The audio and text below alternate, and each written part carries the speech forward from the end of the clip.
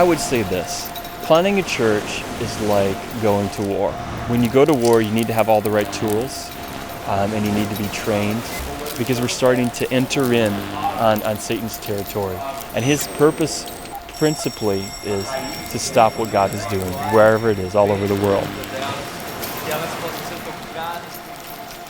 Several years ago, I visited Brazil for the first time, and I really felt like on the plane on the way back, the Lord was just saying, I'm calling you to come and get engaged in Brazilian culture. And before I know it, I find myself visiting Brazil several times a year, 2 or 3 times a year. And I got set up with my wife. And before we knew it, we were married. And so this only grew my heart for Brazil. In 2009, we took a sabbatical for 6 weeks, really praying about God's direction.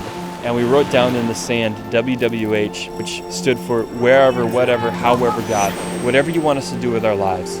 And he said to us clearly during that sabbatical, I want you to move to Rio, and I want you to begin a ministry called Restore Brazil, and ultimately in the future to plant a church. So what we're doing is we're planting a church in Rio de Janeiro. We have been living here for a couple of years, and we decided to plant a new church because we want to see people reach with the gospel of Jesus Christ. And there's not necessarily a lot of healthy churches. As a matter of fact, we're just getting started, and it's a really exciting time for us.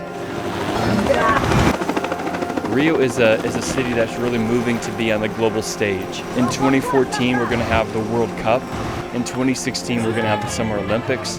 And so the world is coming to this city. And so we need people from all over the world serving here to reach people from all over the world that are here. And so there's just countless amounts of people that need to hear the gospel. And so we just want to be one of many churches that is making a difference in the city for Christ. God has been awesome in just providing what we've needed.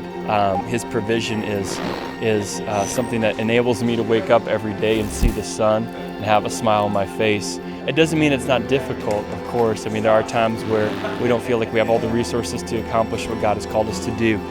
But He's been faithful. It's been just a little bit of a slow dying to self in various areas of my life, and that's been one of the best things in the world because it enables me to see better Jesus in all the circumstances.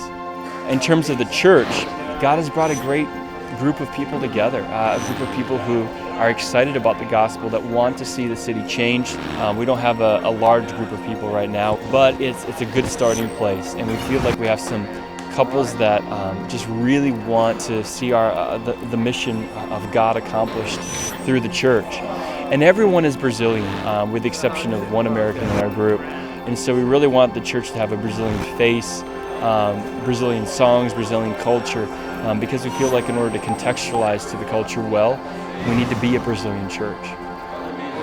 What I'd like to see with Igreja do Redentor, which is technically Church of the Redeemer in English, is I would like to see a church that lives out the gospel. I'd like to see a church that people are passionate for the things of God, where they're pursuing God, where they're living in community. I know all these things seem a little bit idealistic, but I really believe that by God's grace, we can experience at least some of this here. And so my dream for Igreja do Redentor is that we'd be a church that is for all different classes of people, whether they're poor, whether they're rich, a multiracial, multicultural, multi-generational church that really reflects the church at large. Our vision is to be a movement of churches, because we want to plant several churches in the city of Rio, centered on the gospel, that will transform and restore the city, ultimately for the glory of Christ. We want to adore Christ in everything that we do. We want to be a church that is making disciples. We want to anunciar as boas novas, which basically means we want to share the good news, because we believe that the gospel is good news, it's not good advice. And the last part is we want to serve the world. And all of these are things that we find in the Great Commission in Matthew 28. The Holy Spirit makes a huge difference because He's our comforter. The Holy Spirit is the one that actually does the work. The Holy Spirit is the one that brings people, that gives them a heart for the gospel. And so, yes, we have techniques, we have programs, we have ways to try to grow our church, but ultimately, it's the Holy Spirit's work. It's the Spirit of Christ that grows His church. And so, We want to cooperate with what God's doing, and we don't want to hinder what the Lord is doing here. So we just want to testify of God's grace. We want to testify that God has been faithful. Despite the difficulties, despite the trials, we've been able to overcome those by God's grace. And we believe that He will continue to be faithful to us. And His faithfulness is not something that's dependent on Him giving us what we want. He was faithful because of what He did on the cross for us.